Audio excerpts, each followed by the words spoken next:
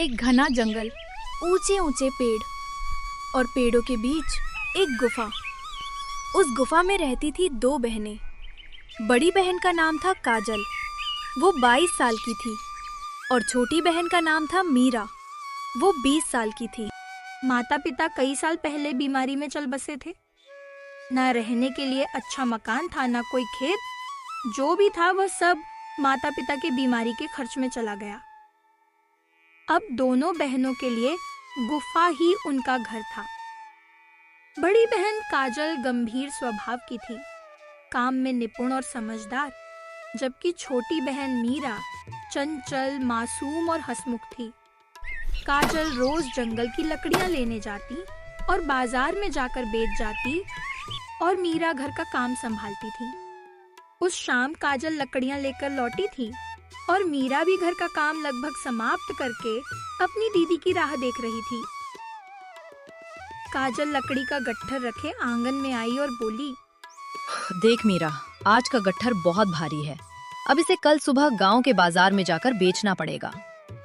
तुमने खाना बनाया ना? बहुत भूख लगी है। हाँ दीदी, बना दिया। क्या दीदी, तुम हमेशा मुझे चूल्हे पर भेज देती हो, कभी तुम भी बनाया करो ना। मैं भी कभी लकड़ियाँ उठाकर लाया करूँगी। अरे पगली, तू छोटी है ना, इसलिए तुझे काम सीखना है। चूल्हा चौका, आटा पानी सब समझना होगा, वरना बाद में क्या करेगी। मैं तो चाहती हूँ कि तू सब जान ले।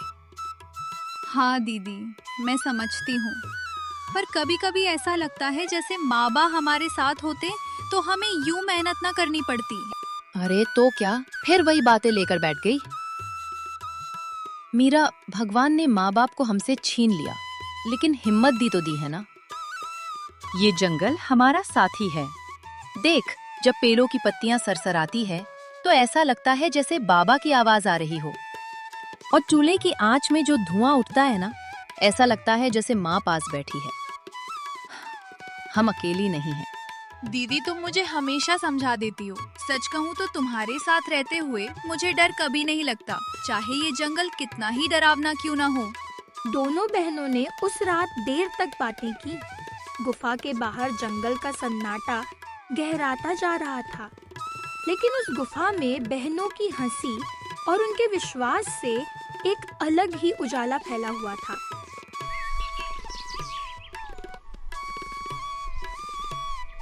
दूसरे दिन सुबह जल्दी दोनों बहनों ने लकड़ियों का गट्ठर सिर पर उठाया और गांव की ओर चल पड़ी। रास्ता जंगल से होकर जाता था। पक्षियों की चहचहाट, पत्तों की सरसराहट और बीच-बीच में जानवरों की हल्की आवाजें आ रही थीं। लेकिन फिर भी दोनों बहनें लकड़ियों का गट्ठर उठाए बाजार की तरफ चल दी। बाजार में लकड़ियों की एक अच्छी दुकान थी। उस दुकान का मालिक भी बहुत दयालु था। वो लकड़ियों की अच्छी कीमत काजल को दे देता है और कहता है, ये लकड़ियां तो बहुत अच्छी हैं। तुम जंगल के बहुत अंदर तक जाती हो क्या लकड़ियां लेने के लिए? हाँ चाचा, हम दोनों अकेली और अनाथ हैं। जंगल की एक गुफा में रहती है, इसीलिए घर चलाने के लिए अच्छी से अच्छी लकड़ियां मिलाती हूँ ताकि अच्छी कीमत मिल सके। देखो बेटी, तुम्हें अगर तुम्हारी परेशानी का हल चाहिए तो तालाब के पास वाली लकड़ी लाओ। उसकी कीमत बाजार में बहुत ज्यादा है। सुना है तालाब के पास वाली लकड़ी की कीमत 10 सोने के सिक्के तक है। लेकिन ये काम इतना आसान नहीं है। वहां तक जाना इतना आसान नहीं है। वो तालाब जंगल के बहुत अंदर है, और सुना है उस तालाब के पानी में एक चुड़ैल भी रहती है। ठीक है चाचा, चलते हैं। आपका बहुत बहुत शुक्रिया।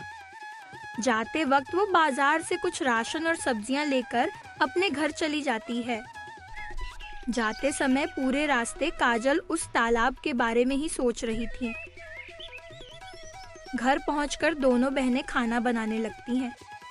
तब मीरा अपनी बहन से पूछती है, दीदी, आज आप कहाँ जाने वाली है लकड़ी लेने? ज्यादा जंगल के अंदर तो नहीं जाने वाली ना? क्या मैं भी आपके साथ चलूं? नहीं नहीं मीरा, तुम यही रुको, मैं अच्छी लकड़ी लेकर आ जाऊंगी।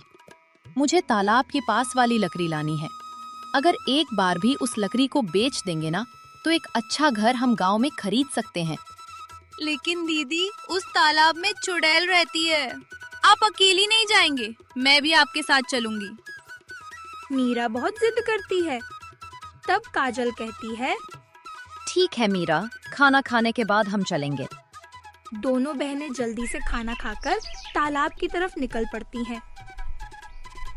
दीदी कितनी देर से हम चल रहे हैं, तालाब तो अभी तक नहीं दिख रहा। मैं थक गई हूँ अब।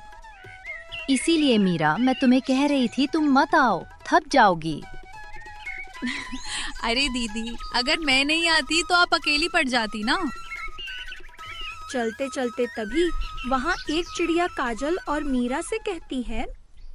रुको, तुम दोनों कहाँ जा रही हो? आगे मत जाओ, आगे तालाब है और तालाब में एक चुड़ैल रहती है।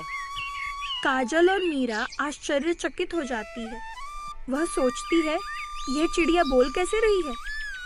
काजल उससे पूछती है, लेकिन तुम बोल कैसे रही हो?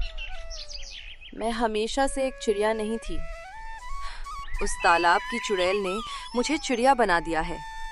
मैं तो इस राज्य की राजकुमारी थी। मेरे पिताजी ने उस चुड़ैल को पकड़ने की कोशिश की थी, इसलिए उसने मुझे चिड़िया बना दिया। इस पर काजल कहती है। आपको इस श्राप से मुक्ति कैसे मिल सकती है? जब मैं इस तालाब का पानी पीऊंगी तभी मुझे इस श्राप से मुक्ति मिल जाएगी। लेकिन उस तालाब का पानी लाना नामुमकिन है। तुम अगर उसे हाथ भी लगाओगी तो भी जल जाओगी, क्योंकि वो तालाब भी जादुई है।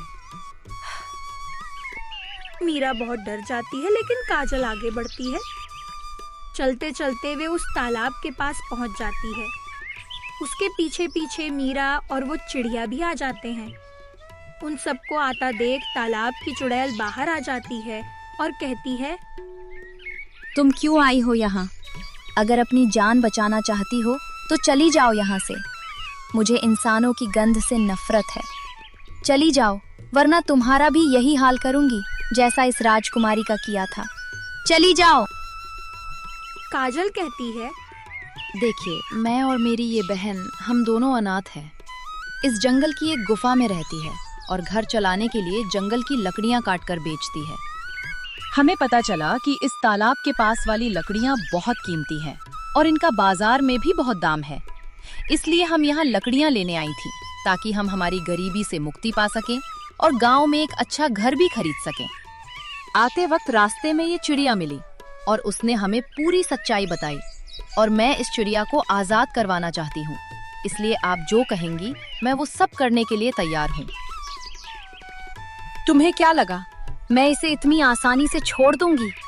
कभी नहीं। इसके पिता ने मुझे यहाँ से निकलवाने के लिए क्या कुछ नहीं किया। ये जगह मेरी है और मैं यहीं रहूंगी। मैं किसी को परेशान नहीं करती। अगर कोई मुझे परेशान करेगा तो मैं उसे नहीं छोड़ूंगी। आपको इस जगह से कोई नहीं निकालेगा। ये तालाब आपका ही है और आपका ही रहेगा। अगर आप इन्हें फिर से राजकुमारी बना देंगी तो हम महाराज से भी निवेदन कर सकते हैं कि इस जगह पर कोई भी ना आ सके। ठीक है, अगर मेरी 3 पहेलियों का सही जवाब तुमने दे दिया तो ही इस तालाब का जल तुम ले जा सकती हो और इस तालाब का जल पीकर वो फिर से राजकुमारी बन जाएगी। पहली पहेली। मैं दिखता नहीं पर महसूस होता हूँ। मैं बिना छुए मार भी सकता हूँ। बताओ बताओ मैं कौन हूँ? इस पहेली का जवाब है डर। सही जवाब। अब दूसरी पहेली सुनो। मैं रोज आता हूँ लेकिन कभी ठहरता नहीं। मैं आता भी हूँ और जाता भी हूँ पर कभी लौट कर नहीं आता। बताओ मैं कौन हूँ? इस पहेली का जवाब है समय। हाँ, सही जवाब। अब तीसरी और आखिरी पहेली। अगर इसका जवाब तुमने सही से दे दिया तो ही इस तालाब का जल तुम ले जा सकती हो। सुनो। मैं जिंदा नहीं हूँ फिर भी रोज मरता हूँ। मेरे बिना कोई सो नहीं पाता और मेरे साथ कोई जाग नहीं पाता। बताओ मैं कौन हूँ? अब काजल थोड़ी सोच में पड़ जाती है क्योंकि यह थोड़ी मुश्किल पहेली थी, लेकिन मीरा झट से जवाब देती है। वो कहती है। राज। बढ़िया। आज तक कोई भी मेरी तीनों पहेलियों का जवाब नहीं दे पाया है। ले जाओ, जितना तालाब का पानी ले जाना चाहती हो ले जाओ। पर याद रखना, यहाँ वापस कभी मत आना। क्या मैं यहाँ की थोड़ी लकड़ियाँ ले जा सकती हूँ? तुम्हें अब लकड़ियाँ ले जाने की कोई जरूरत नहीं पड़ेगी लड़की। काजल और मीरा कुछ समझ नहीं पाती। वह थोड़ा जल लेकर उस चिड़िया को पिला देती है। जैसे ही वह जल वह पीती है, वह एक सुंदर राजकुमारी में बदल जाती है और कहती है, शुक्रिया, तुम्हारा बहुत बहुत शुक्रिया। तुमने मेरी जान बचाई। काजल चुड़ैल को भी शुक्रिया कहती है और सब वहां से निकल जाती है। वे सब गुफा की ओर चल पड़ी। चलते चलते वे तीनों अब थक चुकी थीं, लेकिन एक दूसरे को हौसला देकर वे सब आखिरकार गुफा में पहुंच जाती है। आइए राजकुमारी, थोड़ी देर आराम कर लीजिए और फिर हम सब राजमहल चल देंगे। ठीक है काजल। वे सब अंदर चले जाते हैं, लेकिन अंदर जाने के बाद का दृश्य देखकर वे सब हैरान और आश्चर्यचकित हो जाती है, क्योंकि बहुत सारा सोना वहां पड़ा होता है। काजल कहती है, अब मुझे समझ आया क्यों वो चुड़ैल कह रही थी कि अब लकड़ियाँ ले जाने की मुझे जरूरत नहीं है। इसका मतलब है वो कोई बुरी चुड़ैल नहीं थी। हाँ दीदी, सही कहा आपने। काजल और मीरा वो सारा सोना एक कपड़े में लपेट कर रख देते हैं और थोड़ी देर आराम करने के बाद फिर राजमहल जाने लगते हैं। चलते चलते वे गांव के चौपाल तक पहुंच जाते हैं। गांव के सारे लोग चौंक जाते हैं। तब एक चाचा आगे आकर पूछते हैं, राजकुमारी जी, आप कहाँ थी इतने दिन और जंगल की तरफ से कैसे आ रही है? जब पिताजी ने जंगल के तालाब की चुड़ैल को वहां से निकालने की कोशिश की थी, तब उस चुड़ैल ने मुझे एक चिड़िया बना दिया था। पूरे 3 साल से मैं उस चिड़िया के रूप में वहां रह रही थी, बस एक उम्मीद लेकर कि कोई तो आएगा और मुझे यहाँ से आजाद कर देगा। और फिर आज ये दोनों बहनें वहां आईं। दोनों बहुत साहसी और समझदार हैं। आज इनकी बुद्धिमानी और सूझबूझ की वजह से मैं फिर से राजकुमारी बन पाई हूँ। गांव वाले काजल और मीरा के हिम्मत की दाद देते हैं और वह तीनों वहां से राजमहल की तरफ निकल जाती है। राजमहल के सारे सैनिक राजकुमारी को देखकर आश्चर्यचकित हो जाते हैं। राजकुमारी महल के अंदर पहुंच जाती है। उसके पिता उसे देखकर भावुक हो जाते हैं। राजा रानी और उनके 2 बड़े बेटे अपनी बहन को देखकर बहुत खुश हो जाते हैं। राजकुमारी सारी हकीकत महाराज को बताती है, कैसे काजल और मीरा ने उसे बचाया और फिर से राजकुमारी बनाया। महाराज काजल और मीरा की हिम्मत की दाद देते हैं। वे बहनों की होशियारी देखकर बहुत प्रसन्न हो जाते हैं और कहते हैं, आज सिर्फ तुम दोनों की वजह से मेरी बेटी मुझे वापस मिल गई। मेरी बेटी को वापस लाने के लिए मैंने आज तक कितने प्रयास किए, लेकिन उस चुड़ैल ने मेरी एक नहीं सुनी। लेकिन आज तुम्हारी वजह से मैं उसे फिर से देख पा रहा हूं। मैं बहुत प्रसन्न हूं। मांगो, तुम्हें जो चाहिए वो मांगो। मैं तुम्हें सब कुछ देने के लिए तैयार हूं। तब काजल कहती है, नहीं महाराज, हमें कुछ भी नहीं चाहिए और किसी की मदद करना हमारा कर्तव्य ही है और हमने बस हमारा कर्तव्य पूरा किया है।